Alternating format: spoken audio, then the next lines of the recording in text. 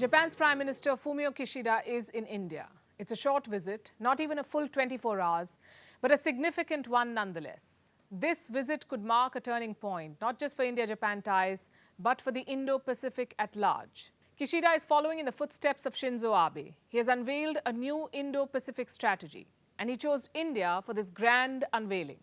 Before I bring you the specifics, let's cover the basics. Kishida landed in New Delhi this morning. He began his trip with a visit to the Rajghat, the resting place of Mahatma Gandhi. He paid his tributes. The next stop was the Hyderabad House. Here, Kishida held bilateral talks with Indian Prime Minister Narendra Modi. They signed some agreements. They pledged to deepen their relationship. India and Japan have good reasons to work closely. Japan holds the presidency of the G7 this year. India is the president of the G20. The G7 is the group of seven, the seven wealthiest economies of the world. Japan will host the G7 summit in the month of May in Hiroshima, and Kishida invited Prime Minister Modi for the same. India is not a member of the G7. It will join as a guest.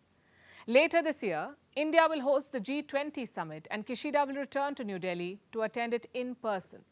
आज हमारी बातचीत में हमने द्विपक्षीय संबंधों में हुई प्रगति की समीक्षा की। हमने रक्षा उपकरण और टेक्नोलॉजी सहयोग, व्यापार, स्वास्थ्य और डिजिटल साझेदारी पर विचारों का आदान प्रदान किया। सेमीकंडक्टर और अन्य क्रिटिकल टेक्नोलॉजीज में विश्वस्त सप्लाई चेन्स के महत्व पर भी हमारे बीच सार्थक चर्चा हुई। And what did Kishida tell Prime Minister Modi? Reports say they discussed a range of issues, but the Japanese press statements do not reveal very much. They cover the usual themes like challenges faced by the global community, upholding the rules-based international order, and strengthening partnerships with the international community. Kishida said, strong India-Japan ties are important for the Indo-Pacific. We confirmed our commitment to continued cooperation in such areas as energy and decarbonization.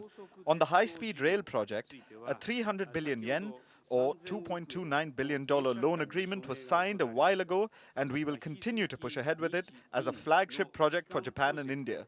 Furthermore, we will continue to cooperate to enhance connectivity in India, including the northeastern region of the country. Later in the day, he spoke more freely. The Japanese Prime Minister delivered a lecture, and this is where he spelled out his plan for the Indo-Pacific. Kishida is taking a harder line against China.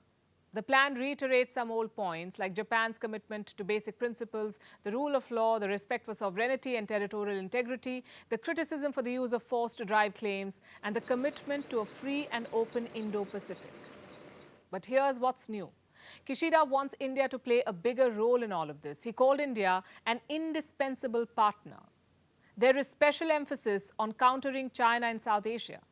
Kishida reaffirmed Japan's commitment to development projects in the region. He vowed to expand economic partnerships, especially with countries like Bangladesh and Sri Lanka. The next horizon is South Asia, including India. The Northeast India, which is surrounded by land, still has unexploited economic potential.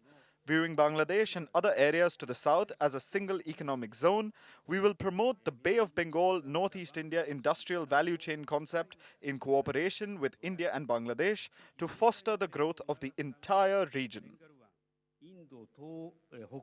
He also brought up the war in Ukraine. The Japanese leader quoted Modi's words, "This is not an era of war." This is what the Indian Prime Minister had told Vladimir Putin last year. Kishida used the same words to condemn Russia's aggression. So what should one make of Kishida's take on the Indo-Pacific? He's basically hit the refresh button. Japan has updated its policy to reflect some of the current challenges, and it builds on the foundations laid by Shinzo Abe back in 2007. That too was done in India. The former Japanese Prime Minister Shinzo Abe had delivered a speech to the Indian Parliament. This was some 17 years ago. Abe had pushed two big ideas. One, the confluence of the two seas, a reference to the Indian and Pacific Ocean powers coming together. And two, a call for deeper cooperation between Asian democracies. This ultimately led to the creation of the Quad. Today, Kishida is trying to take it forward, reiterating Abe's vision and articulating a bigger role for India.